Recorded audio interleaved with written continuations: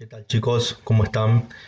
En esta ocasión vamos a continuar hablando de esto que tiene que ver con la estructura vincular humana. ¿Sí? Anteriormente habíamos trabajado un texto que viene a colación del siguiente, del cual yo les quiero hacer los señalamientos básicos necesarios para la lectura, como es que venimos trabajando. Este texto se denomina, es una ficha de la carrera de psicología, de la cátedra de psicología social, y se denomina la palabra y la mirada en el ámbito, en el vínculo humano. ¿Mm? Bueno, el texto va a comenzar diciendo o marcando una cuestión paradójica. Plantea esto que nadie puede desconocer de que en la actualidad el hombre se ve atravesado, transita por un gran individualismo, es decir, que los fines que se persiguen, las metas, las acciones, tienen que ver con con el propio egoísmo, narcisismo de los sujetos. Dice que todos hemos experimentado y experimentamos esto en la actualidad. Sin embargo, nuestro yo o en sí la identidad del sujeto se ve de alguna manera colonizada o de alguna manera sí, colonizada por un sinfín, dice la ficha, de estímulos sociales. ¿Qué tiene que ver, qué está diciendo con esto de un sinfín de estímulos sociales? Es decir, que en la actualidad, como consecuencia de la tecnología, de la globalización, que es algo que nosotros ya venimos trabajando, se produce una colonización del yo, es decir, que ese yo se ve investido por una gran variedad de estímulos sociales que provienen no solo de aquellos sujetos que nos rodean, del otro que está presente en la realidad, en lo concreto, sino también de otros imaginarios, de otros que no están presentes en el contexto actual, real, concreto, sino que vienen o provienen muchas veces de los medios masivos de comunicación, de la tecnología en sí, es decir, que el sujeto llega a un punto a desconocerse en su interacción debido a la gran variedad de estímulos que recibe constantemente.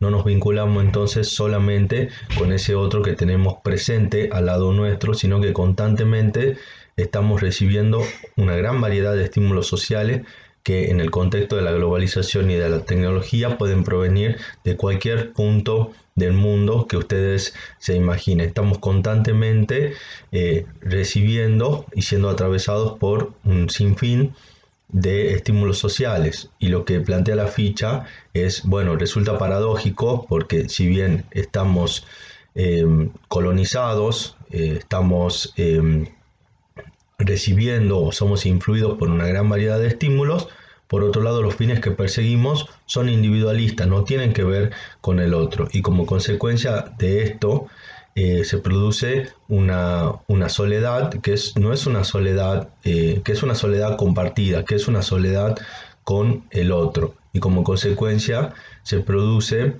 esta expresión o esta manifestación en los sujetos que tienen que ver con el no ser escuchados, con el no ser reconocido, con el no ser mirado, por eso el nombre de la ficha, el no ser mirado, el no recibir ni poder otorgar una palabra al otro, teniendo en cuenta la importancia que tiene la palabra. La palabra nombra, la palabra me nombra, y la palabra nombra al otro sujeto y nombra el tipo de relación que tenemos con el otro. Y es desde ahí que se constituye un vínculo, se puede construir algo. Nada puede ser construido si no es nombrado, si no tenemos en claro qué tipo de relación estamos manteniendo, si no podemos de alguna manera aproximarnos a una concepción de nosotros mismos y al significado que tiene el otro para nosotros. Y eso va a ser posible solo a partir del poder mirar al otro y otorgarle un lugar, a partir de que pueda circular la palabra entre ambos. Bueno, decimos que solo es posible el vínculo a partir de poder señalar los lugares que ocupan cada uno de los sujetos, el lugar que ocupamos nosotros y los otros, y que esto va a ser posible a partir de la intervención de la palabra. Y dice la ficha, que en la actualidad hay un predominio de la imagen por sobre la palabra, es decir, que la palabra entre los sujetos ha perdido lugar, es un momento histórico marcado por el decaimiento de la palabra, y en relación a esto lo que se propone es una rehabilitación de la palabra. ¿Qué quiere decir esto de la rehabilitación? Quiere decir que el sujeto debe poder nuevamente expresar, ¿sí? Expresar lo que siente, lo que piensa, y esto va a ser vehiculizado a través de la palabra. Debe poder significar la realidad, esto de qué significo yo para el otro, qué significan los otros para mí, qué significa el contexto en donde habitamos, porque es a partir de esa significación y del poder pensar que se vehiculiza por medio de la palabra, es que va a ser posible la transformación de uno mismo, del otro, de la realidad. En la clase anterior nosotros habíamos señalado esto en relación a lo saludable y a lo patológico, y decíamos que lo saludable tenía que ver más bien con la posibilidad de cambio, de transformación, y es así que lo situamos en relación a esta ficha en donde indicamos que es por medio de la intervención de la pregunta, del poder significar y poder transmitir esto por medio de la palabra, en donde es posible la transformación, el cambio, y ubicamos en este mismo sentido la posibilidad de la constitución de entornos más saludables para los sujetos, donde podamos asistir en una menor medida al gran padecimiento y la angustia que nos atraviesa, porque la angustia tiene que ver con esta imposibilidad de decir las cosas. En la actualidad estamos marcados por esta imposibilidad, por el escaso reconocimiento subjetivo, en el sentido de que no podemos nombrarnos a nosotros mismos, a los otros, nombrar nuestras emociones, nuestras relaciones, lo que nos pasa, lo que nos ocurre en la vida cotidiana. Bien, y en relación a este padecimiento y a la angustia por la cual transitamos los sujetos, sin perder de vista que la angustia es constitutiva del ser humano, ¿sí? Forma parte de la vida. Pensemos, todos nos angustiamos, todos tenemos y atravesamos por esta sensación que forma parte de la experiencia del estar vivos. La pregunta que nos hacemos desde la psicología es, bueno, ¿qué hacer con esa angustia? ¿Cómo motorizar? ¿Cómo transformar lo que angustia en algo positivo, que sea, es decir, que sea combustible para la generación de algo que tenga que ver con el propio deseo del sujeto? ¿Por qué entonces la importancia, dice la ficha, de la palabra y de la mirada? Porque si vivimos en un contexto marcado por el individualismo, el narcisismo, la imposibilidad de ver al otro, la dificultad para verlo al otro y para verse a uno mismo, la palabra y la mirada del otro va a desposeer, dice, al sujeto. Es decir, que a partir de que el otro me mira y dirige su palabra hacia mí, ¿sí? Estoy sujeto también a la mirada del otro. Y a partir de que yo puedo dirigir mi mirada y mi palabra al otro, puedo escapar del propio narcisismo, es decir, que mi energía, ¿sí? Mis intereses, mis deseos, mis emociones, mis pensamientos, mis percepciones, ya no me pertenecen únicamente, sino que también son puestas, depositadas en el otro. Y es así que se produce una salida del egoísmo y del narcisismo. Podemos pensar que este proceso es mutuo. El otro puede escapar del propio narcisismo y vernos a nosotros mismos, darnos un lugar, un espacio, y nosotros, a partir de poder mirar y otorgarle una palabra al otro, es que podemos escapar también del individualismo, del narcisismo, con las buenas consecuencias que esto tiene para el otro, porque es a partir del otro que se construyen posibilidades, es a partir del otro que aprendemos. Pensemos